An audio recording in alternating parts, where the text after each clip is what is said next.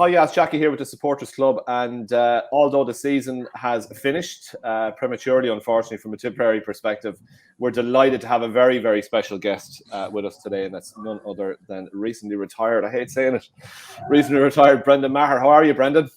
I'm good, Jackie. How are you doing? Brendan, great to have you on. Thanks, William. I have to say, you know, a top lad, top hurler, all-around good guy, and now retired, unfortunately. I hate saying unfortunately because, you know what, you were one of my favourite players over the past while, seeing you since you were a nipper, right through the ranks. But you made the decision, Brendan. You made the decision. You think the time is right for you to call it a time in the blue and gold now. What were the factors that went into reaching that decision, Brendan? Oh God, Jackie, I don't know if we have enough time to go through all the factors. But look, it is just one of those things where you just have that kind of gut feeling that the time is right. And I suppose I would have had that, you know, for a while, and maybe even going into this season, you know, things were quite busy off the pitch and I had a lot going on, and just kind of felt as if, God, I'm not really sure how long I can stay making this commitment.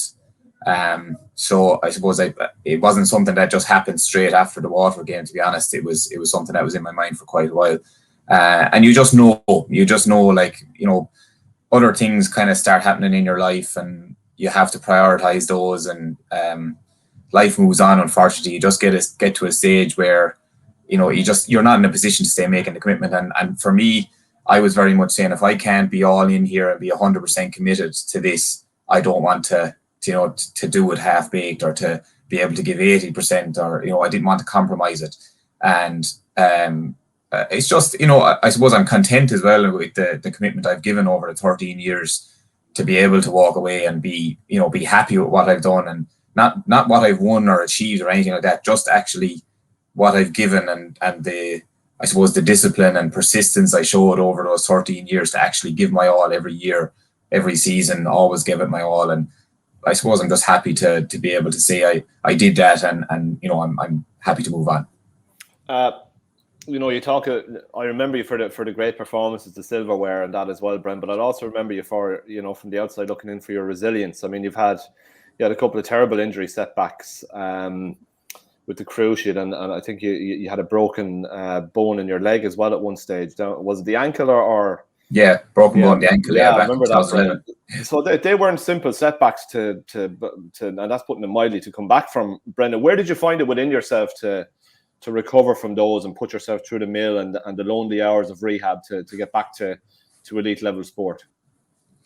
I mentioned the word there, persistence. Like, it's one I have, it's in my vocabulary, I think, and so one I try and stick by. So resilience, obviously, you know, that ability to stay moving forward despite setbacks is really important. But I don't know, I think I just kind of had a bit of perspective on it all, as well as that I didn't really feel too sorry for myself when I got an injury or got a setback, because you know, I think I was quite good at maybe looking at it for what it was and realizing there's a lot worse things going on in people's lives, and, you know, not to take it that seriously, almost like to say, look, it's an injury, it's a bit of a setback, but like, we're talking sport here, we're not talking life or death, you know. So just that bit of levity to take a step back and say, okay, what's going on here? You can get back here. It's an injury. It's not, you know what I mean? It's something that's very straightforward in terms of rehab. It's literally your attitude will get you through it, either positively or negatively. So that's what I focused on. I just focused on my attitude and making sure that I approached it in the right way, put trust in the people around me. Was really lucky to have a very strong support network there, in the medical team, in coaches, in family, friends, my partner Aoife. You know, like, just had a good circle around me, and I think that was really important as well. So there was nothing, you know, there's no secret to it. There's no, you know, I think anyone can do it. It's just a case of getting the right things in place and having the right attitude. Okay. A question I was thinking of earlier on, Bren, right? This might be a bit left field for you. So I've known you for a while, right? A hell of a nice fella, but on the pitch there's that raw edge as well, right? So how does, they say that nice guys don't win anything, right? But you obviously won a lot, right? So how did you marry that kind of really hard edge that you had on the field of play with being a nice fella? Do you know what I mean? You're kind of a different persona when you cross that white line, Brent, in terms of, you know, you'll do anything to win, whereas off the pitch you just get about your business, polite guy, you know, good values, obviously brought up in a cracking way by a cracking family. Yeah, I think it's something that was instilled in me from a young age. I'm the youngest of 4 boys, Jackie, and there's 7 years between myself and Martin, who's the next to me, and there's 2 and 3 years between the lads.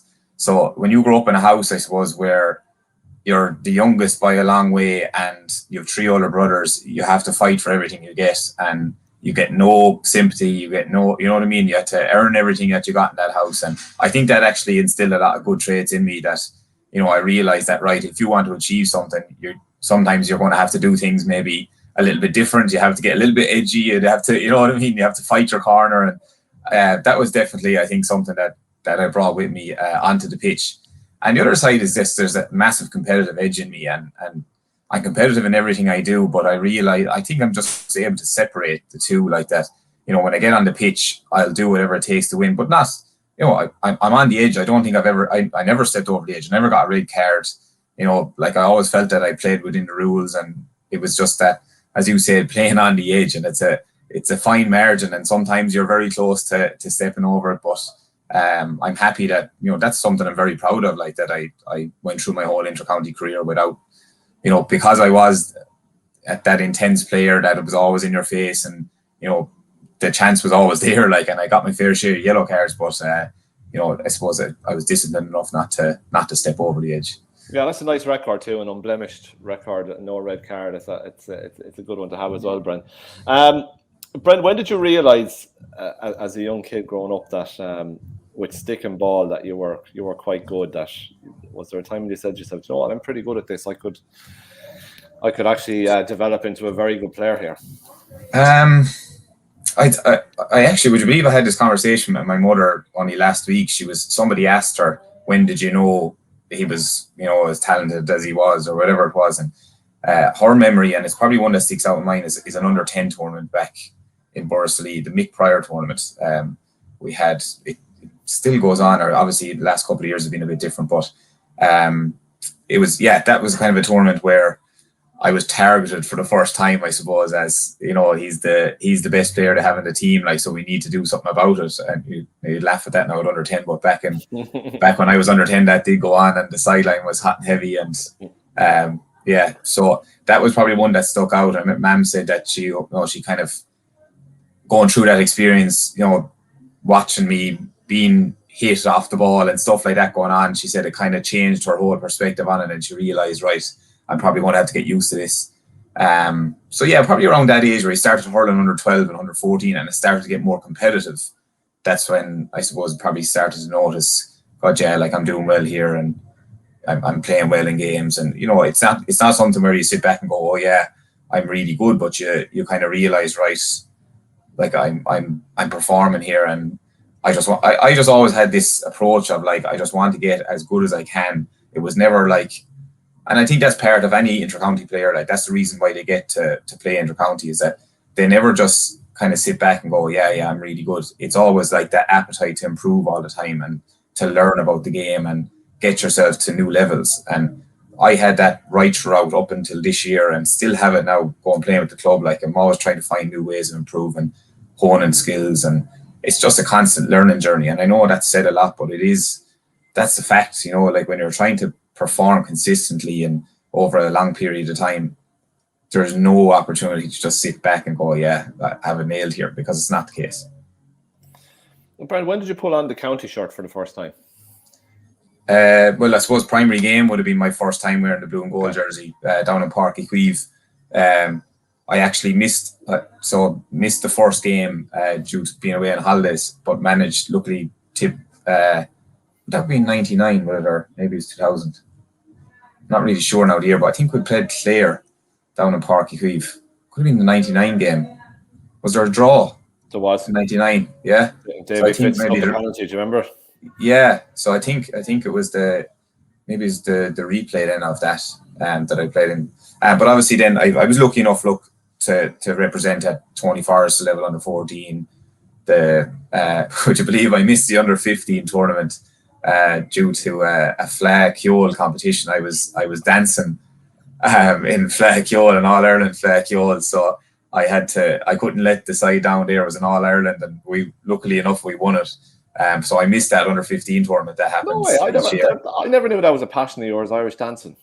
Yeah, would have played would have danced a lot, and participated in scores between music and dancing up until like 15, 16 years of age, and kind of filtered out a bit. Then I got onto the county minors and as a 16-year-old, and that was kind of the end of the score days and the flag days. But up until then it was.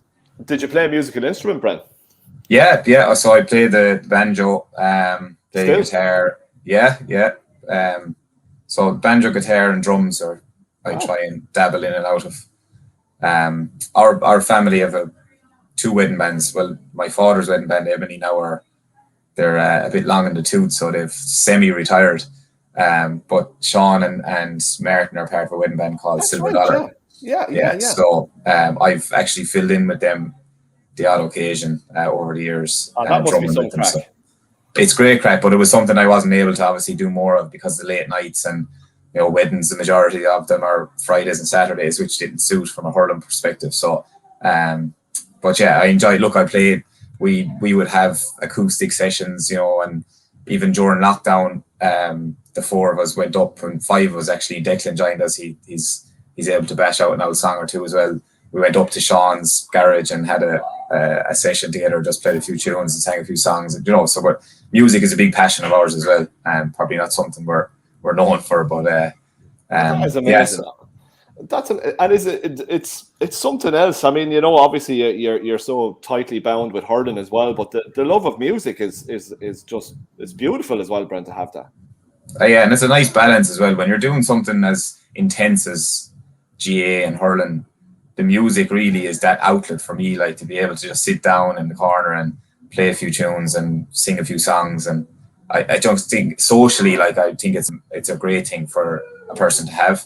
And I know, you hear lots of people say, God, I'd love to be able to play an instrument, and I'd love to be able to sing. And I'm lucky enough that I have that talent to be able to play the instruments and sing the odd song or two, although I probably need a pint or two in me to get the confidence to sing. But so it's really enjoyable, and hopefully be able to do a bit more of it and over the next few years. Yeah, it's lovely because I remember my dad used to play in the travelling bands, and be the few quid on a Friday or Saturday night, playing in the pubs. It's just a really nice thing, Brad. It's absolutely brilliant. So you're very busy at the moment, right? So the gym is still very high on your list of priorities, and you've a role with Teneo as well. Brendan, how are you managing? I'm sure that was a factor in your decision as well in relation to trying to marry everything in terms of top level hurling as well. But how are you managing to juggle everything, or how did you manage to juggle everything when you were, so incredibly busy with everything? Yeah, it was a massive challenge, and it got kind of busier, I suppose, even this year with my partner Aoife and we launched an online Pilates program offering because of, I suppose, as an outcome of the pandemic. Aoife went online, so I look after all the operational side of things and the back end of things there as well. So a lot of late nights, early mornings, just to be able to factor in your day's work with Teneo, and obviously training in the evenings then as well. So don't have a whole lot of free time. So I suppose it's kind of one of those things where I'm lucky now that I have a number of things going on that I'm not going to have that massive void. Although it will be a big void not playing for Tipperary, I'm lucky I have a really strong club here in Borrisoleigh to be able to continue to play the game and enjoy that. But also, obviously, a lot of stuff going on from a business point of view as well. And on top of that, then getting married next year, and plans to build a house and all the other things that happen in life that you're lucky enough to be able to do. So, a lot going on, Jackie. But it's all good. That's putting it mildly. God, I wish you well. Where are you going to build, Brendan? Are you going to build local there? I'm staying in Borris. Yeah, I managed to convince the Kerry woman to stay in Borris here. So we're just local, just down the road there. So in the process of planning and all of that at the moment. So it's all exciting times. Fantastic. When did you meet, or how long are you together now, Bren? We're together almost 8 years. So met down in Limerick. So Aoife has strong Tipperary connections now. She'll kill me for mentioning all this, and the man himself will kill me. So she's actually a niece of Eamon Corcoran's. So Eamon's sister Gemma is Aoife's mum. So originally from Templemore, and married guard, Jim Hannon, down in Listowel. So lovely family, and met Aoife, I suppose, almost through Eamon. So Aoife was working in Limerick, but we used to spend a bit of time in Burris here with him, and she used to stay with him that time. And my sister-in-law Maher used to give her a lift up and down to Limerick. Maher was working with, and still is working with, Bank of Ireland in Limerick. So just met on a night out in Limerick one Thursday night, I think it was, and the rest is history, as they say. Right, okay, I'm going to ask you the question. So who asked who out first, or who made the first move? Oh, me. Answer this one carefully, yeah. Yeah, no, definitely me. I was doing all the chasing and all the grafting. Good stuff. I wish you all the best. It's very exciting times for you. So, Bren, look, we're going through a potted history of your career, I suppose, because there was so much packed in. Captain in the Tip Minors to win an All-Ireland must have been a massive personal highlight. Yeah, it was huge. Probably that was the kind of first big moment, I suppose, to experience as an 18-year-old, and just to have that leadership role, I suppose, in the team as well, and just kind of that was maybe a bit of a moment where you'd realise, I'm comfortable having the title of captain and, being the kind of one of the leaders in the dressing room. So they were 2 great years, like winning in 06 and then backing it up in 07. Like, they were 2 great teams and 2 different teams. Like, I know we were across both, but we had a big change in terms of numbers on the panel, and it was great to be able to bring in, I'd see you could have had maybe 14, 15 new players in 07 and just seemed to roll on to win it. So that was a big moment. And then, Brent, there was a fast track of some of you guys into the senior ranks pretty quickly. I think Liam was, when he took the job, was acutely aware that there was some special talent coming through, and he wasn't afraid to give you your head at pretty quickly.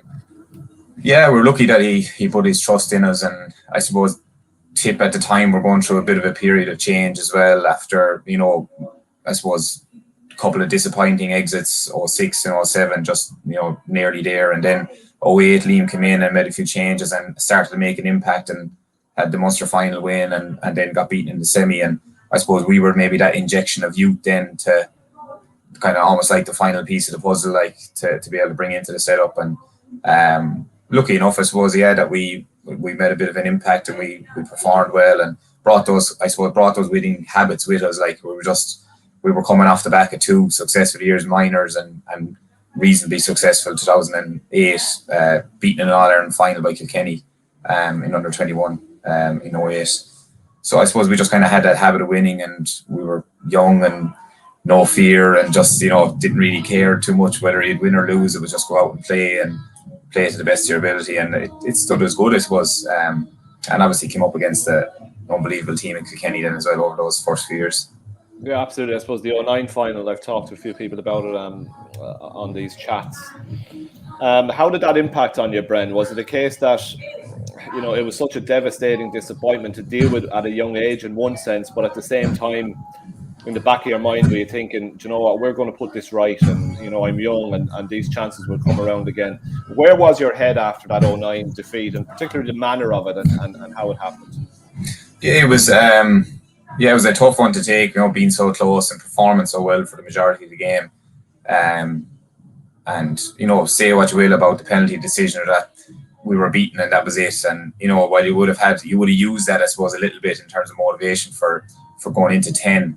I think it was, 2010 was just a special year. I know we had a rocky road, like getting beaten well below in Cork, but the ambition in the group was so strong and the motivation was just there. I just think it was just kind of almost like you were destined to win it in 10. It was just felt like, we're going to do this, like, and no one's going to stop us. So, definitely a kind of a sense of redemption, I suppose, in 2010 after the disappointment of 09.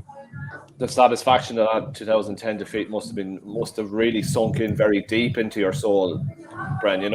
Maybe not that day, but in the days that followed, or the couple of weeks that followed, when you had a period of quiet reflection, it just must have felt really, really nice.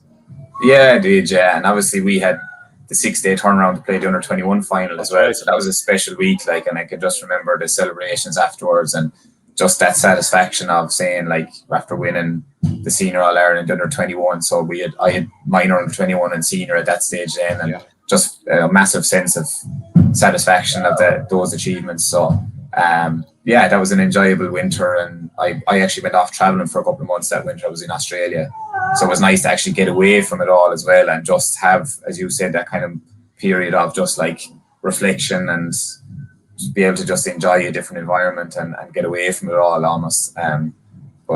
Yeah, special times. The hype around that week was incredible, Brent. You know, go bouncing from a senior final into an under-21 final, big crowd in Thurles as well. I remember vividly. You know, the memories come flooding back when you're in a conversation like this. And it looked all set up, you know, for this period of, as people were talking loosely about this period of dominance.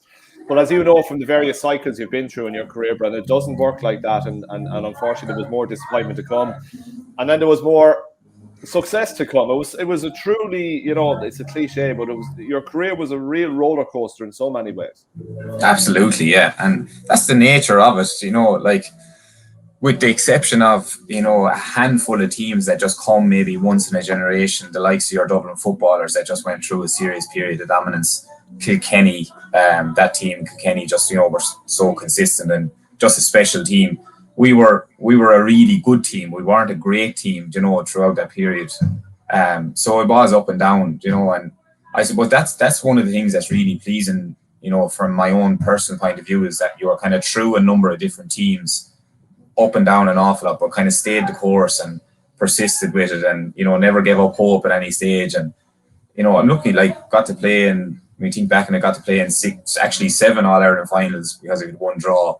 And, you know, managed to win 3 and lose 3. So it's not a bad return, you know, like, when you think of the history of Tipperary, one of our most successful decades, and it's an honour to have been part of that.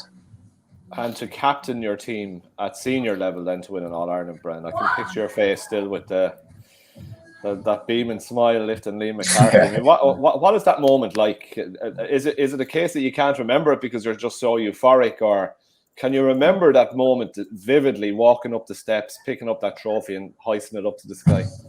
I can remember the moment, but you are all over the place. Like, you just don't know what's going on. And I can remember a sense of relief, you know, just completely kind of felt a bit just liberated, I suppose, because we had been so close in 14 with the draw and the replay, in 15 then beaten by a point in the semi-final. You know, it was just like, you know, it was, you know, 16 was a year where it was like, God, I don't know if I can go through another year now of an year missed. You know, it was a special year, and obviously to be able to captain the team that year was just made it extra special, I suppose, for myself personally. And but yeah, you don't know what you're at. So I remember even, you know, I thought I had everything done right with the speech, and I had management and all that at the top of my list to thank them. And sure, I had worked out wrong. I said, oh, I'll leave them to the end, and I ended up forgetting to thank management then. And I came down off the steps, and that was like, oh my God, what are you after doing, you ape? And then straight over to Mick and the boys saying, I'm so sorry, I forgot to finish off by thanking you. And, you know, you're like, it was just euphoria, I suppose. And I'd say you were half tempted to run back up and ask him, man, the president. I actually was. Yeah, I was. I was very close to it. But then, you know, Mick being Mick, obviously, he's not a man for the limelight. And he was like, will you stop? You know, and similarly with John Madden and Conor Stapleton and Declan Fannin, like, they were a great bunch, and that was a really enjoyable year. And obviously to go through the championship undefeated as well, win Munster, back it up, and win the All-Ireland, it wasn't something that Tip have done too much. So that was a good one. Brent, did you think then that the level of, you know, having achieved that level of inter-county success, that the level of success achieved with Boris would come along as well? It was that was an incredibly memorable campaign that you guys went on as well. It was unbelievable, Jackie. Yeah. I would have always said, I know it was on record, like, that I would have swapped any All-Ireland with Tip for a county final, or a club All-Ireland with Boris, you know, and thankfully nearly got there with the All-Ireland, but, you know, to win a county and a Munster was just something I genuinely, hand on heart, didn't think would happen. And it was, you know, not a lack of belief in the players we have, but just, you know, it's so rare that you get that. Everything has to fall your way, and everything, you know, it's quite I know they call it the toughest, you know, like, it is a really, really tough competition, and you're playing in tough conditions, and you're you're coming up against teams that are on a roll after winning, different matches, and to get over Killangan in the final, then you're facing into Glen Rovers, Ballygunner, St. Thomas's, all just top class teams, and to be able to beat them all was just, it was unbelievable. Like it was, it's something that you'll just carry with you for a lifetime. And but now obviously, we're working hard to see if we can back it up and try and get another county title out of it, because we have, team hasn't just gone away. Like we still have a good team there. We had a disappointing defeat last year against Drummond Inch on penalties, and so we're extremely motivated now to try and get a good crack at it this year and see what happens. A couple of final questions before I let you go, Brendan. I know you're busy. There was obviously, when you announced the retirement, there was a few different clips doing the rounds on social media. There was the point against Ballygunner where you just horsed through a crowd of players into the hand bin over the bar left hand side, and then there was the broken hurl, which I think has been viewed God knows how many times on social in that clip. Do you look back on those? Are you just flicking through your phone and yeah, sure, or do you like to maybe stop and actually look at those clips? I remember seeing them on Twitter actually when they came out, and I did look at it a few times, and it's hard to look at it when it's yourself. You look at it differently. So I almost nearly because everyone was raving about it, and I was almost kind of going like, I don't know, was it that good? Do you know that kind of way? You be kind of looking at it going, but it's hard to look at it as a spectator or supporter when you're involved yourself. So I actually tried looking at it a few times and just kind of try and look at it for what it is, and it is one of those things it's great to have it, and it's great to have it documented and on video, like to be able to look back in years to come. And I'm sure now, and years when I'm sitting at the high stool maybe some night at the pub and I'm looking to massage my ego a bit, I'll be able to reference it and show it to some of the younger lads in the pub or whatever it might be. But it's like they were two kind of special games, I suppose, the Ballygunner game and the St. Thomas's game, and to have those scores, I suppose, to mark that and remember it from a personal point of view is definitely special. Brendan, a highlight of your senior career with Tipperary? It's hard to pick out one, Jackie, because there was, I'm lucky enough that we had a number of them. But you'd have to say that the 2016 win, captain of the team, and being able to bring the cup back to Borrisoleigh, that was a special moment. And I'll never forget turning the corner, coming from Thurles side, coming to Borrisoleigh, and there was thousands of people in the square, and just walking up on stage there and just hearing the roars and the days of celebrations that followed. It was unbelievable. It was something that I'll never forget, and just to be able to experience that, I suppose, with club mates and friends and family, and it just, and I'm sure Owen would say the same from 2010 and Shamey from 2019. It is just a special experience to be able to come back to your local club, and so I feel honoured, I suppose, to have been chosen to represent the team and to lead them out, and so that's probably the number one highlight. Well, I can't let you go, obviously, without just referencing Liam and obviously his decision to depart the scene recently as well. Incredible servant as a player, incredible manager. They say you should never come back. He did. He won an All-Ireland again. How would you sum up his contribution, Brendan? He's relentless, in his approach, and just the detail he goes into and the passion he has for Tipperary hurling.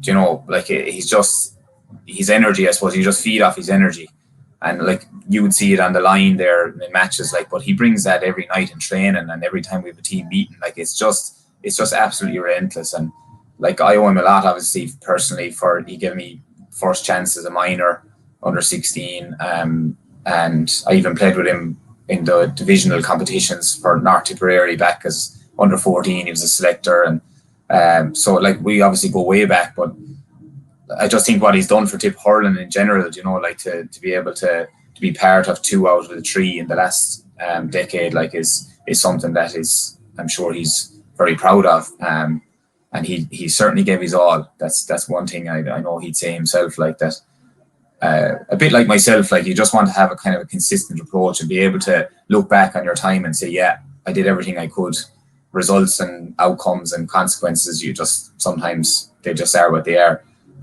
But yeah, he's just been a massive contributor to Tip hurling over the last 12 years or even 13 years now, 2008, and even before that with the minors and everything he's done. And look, I'd like to think that it's not as a case that he's fully gone away. He'll contribute in different ways, and who knows what role you might see him in over the coming years with Tipperary GA. But I hope that he does stay involved and that he's not just going to put the feet up and that'll be it. And just before I let you go, Brandon, we were down in Cork for the Waterford game. Myself and the brother, we were looking down from the upper tier, and a good few Tipperary fans stayed behind after the game and applauded the team off the pitch. And for it just felt like the end of something, Bren, but perhaps it's the beginning of something really special and really new as well. How were you and all the rest of the lads at that moment? When I suppose in your own head, look, this is probably it. I'm sure that was tough as you walked across that line for the last time. I mean, I remember talking to Brendan Cummins about that moment when he knew that was it, and he was massively emotional, even talking about it years after. The few years after when we were going through the book process. How was it for you, Bren? It was really emotional, and I actually remember meeting my brother Declan has been involved the last number of years as a masseur helping out, and he knew as well, because I had obviously had the conversations with family that lads, this is probably going to be my last year, so he came out and we had a hug on the pitch, so that was obviously very emotional, but it was nice to be able to share that with him as well. But yeah, you're just, when you're embracing teammates and that, it's a different embrace because, for yourself, you're not saying anything, but you're just feeling something different. From a collective point of view, I don't think the team would have felt the same as the supporters would, and that it's the end of anything, because maybe just because of, the likes of myself and Bonner, Shamey, Noel, Porrick that have been around so long, maybe that's the group that people are associating this team with. But really there's been a lot of change, and the bulk of the team is going nowhere, and there might be no more retirements. I could be the only one that has decided to step away. I genuinely don't know. But I don't think it's this big massive transition maybe that we think it is. I would have massive belief in the players that are there, and with a few small tweaks maybe to just adjust to the way that the game is moving and the way the game has gone, and just play that little bit of a different style. I wouldn't be surprised at all, Jackie, if we were contesting next year. It's not I don't see this big transition. I don't think it's needed. I don't think it'll happen. So I'd be quite confident, and I'm looking forward to supporting the team next year and being a fan and experiencing the game day and in a different role, a bit more relaxed and less stressed, which will be nice. Yeah, absolutely. No, and I said it. Perhaps it is the start of something new, Bren. Wouldn't it be absolutely terrific to continue? Because it's just been a remarkable period, and you've had a remarkable career, Brendan. I suppose, look, it might sound a bit corny in a way, but just a word on Tipperary supporters. I know, down through the years, you're living in a goldfish bowl. There's some very, very loose and silly talk that goes around this county, as you well know. But on the whole, the Tip fans are a good bunch, and they show incredible loyalty and support. And obviously with the Supporters Club, people dip into their pockets and pay the €40, and that goes a long way too, Brent. A word just on the Tip fans and what they mean, because I guess as a player, you've lived through games behind closed doors, which I'm sure must have been very strange as well in 2020. And even though we didn't have as many back as we wanted this year, to have supporters back in the stadiums, Bren, did that give even a greater appreciation for the game than you might have had previously? Yeah, definitely, Jackie. And just to go back to the Tipperary supporters, I always had a decent relationship. You're always going to have people that will give their opinions, and they're entitled to their opinions. And you do, as a Tip player, it's just part and parcel of it. You have to listen to some of the negativity and just put up with it, I suppose, to a certain extent. But in the main, Tipperary supporters are passionate people. They're passionate about hurling. They're passionate about GA. And with that, then obviously when you have passion, sometimes, you know, people can say things maybe they don't fully mean, or obviously with the addition of social media over the last number of years, you have your certain element of keyboard warriors. And it's just, unfortunately, it is part of our society at the moment, and it's very hard to fully get rid of it. But I would say, you know, when you think back of the support that we got, like, it was massive, you know, and really appreciate the support. Like, from my own club, Borsley, that were there through thick and thin. And, you know, when the Tip crowd get behind you, it's just, there's no better feeling to hear that, you know, to hear the buzz of the crowd and to experience that on the pitch. So, you know, I would just, I'd love to just see that. And I'm looking forward to becoming a supporter and shouting on and making that roar, because it does make a difference. And I think maybe sometimes we underestimate the difference that a crowd can make. And you see it in other sports. I know you're a big soccer fan, like, and you get into Anfield there, you know, no matter what way the game is going, you're hearing noise and it drives the team on.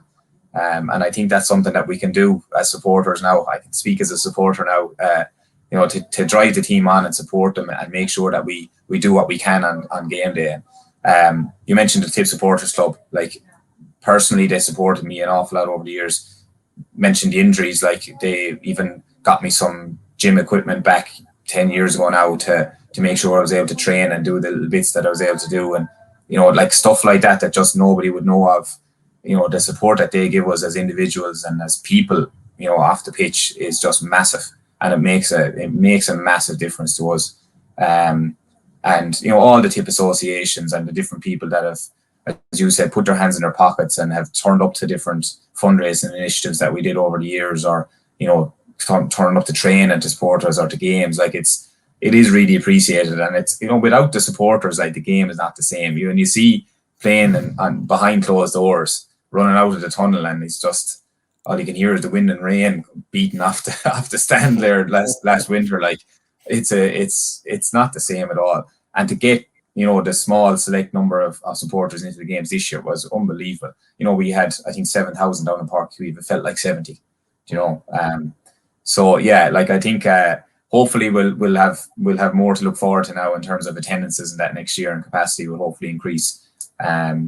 But yeah, look, massive appreciation from my own point of view for the Tipperary supporters over the last number of years.